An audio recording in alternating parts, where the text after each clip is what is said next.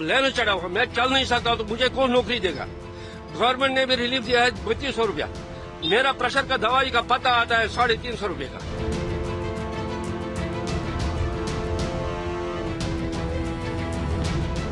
विस्थापित कश्मीरी पंडितों की दुकान पर जम्मू में बुलडोजर चलाए जाने से स्थानीय लोगों का गुस्सा भड़क गया है। यह एक्शन उन कश्मीरी पंडितों पर हुआ है जो 3 दशक पहले घाटी से विस्थापित होकर यहां आए थे और छोटे मोटे कारोबार कर रहे थे। इन लोगों की दुकानें जमींदोज किए जाने से लोग भड़क गए हैं और अब प्रशासन के खिलाफ एक्शन की मांग कर रहे हैं। और ऐतराज के बाद वहां रिलीफ कमिश्नर अरविंद करवानी पहुंचे। उन्होंने कहा कि हमने हालात का जायजा लिया है और पीड़ितों की मदद की जाएगी। उन्होंने कहा कि जल्द ही नई दुकानें कश्मीरी पंडित परिवारों को दी जाएगी। उन्होंने कहा कि ये दुकानें जम्मू विकास प्राधिकरण की जमीन पर बनी थी। एक्चुअली 90 में जब आ गए तो हम ये इन दुकानों को 35 साल हो गया। जिस दिन से ये कैंप बना था ओल्ड, जिसको मुट्ठी डोम टाइप बोलते थे, मुट्ठी डोम टाइप क्वार्टर बोलते थे उसको, तो उस दिन से हमने ये खुद ये दुकानें बनाई थी।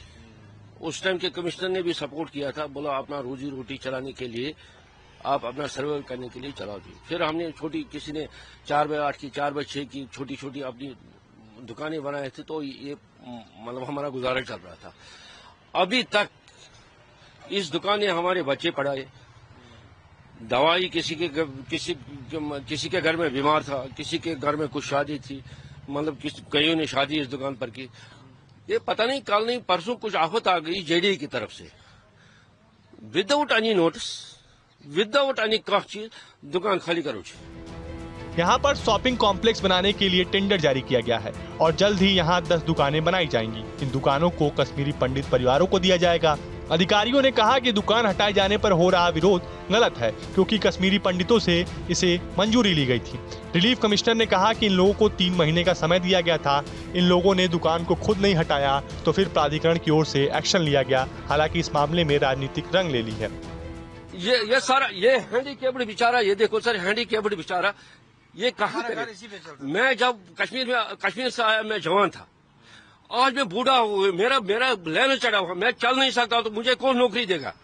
गवर्नमेंट ने भी रिलीफ दिया है 3200 रुपया। मेरा प्रेशर का दवाई का पता आता है 350 रुपये का। वो कौन घर है जिस घर में बीमार नहीं है, जिस घर में जैसे हम ओल्ड एज हो गए सभी बीमार, शुगर, थायराइड, वो सब। अब क्या करेंगे सर? अब ये चाहते कि कोई हमारे को कंपनसेशन दे। हम तब तक यहाँ से जाएंगे नहीं। या मतलब हमने सामान वहां रख दिया बस, या तो गवर्नमेंट आए उस सामान को जला दे, हम फ्री हो जाएंगे, खुद जलाए, हम उसको हाथ नहीं लगाएंगे।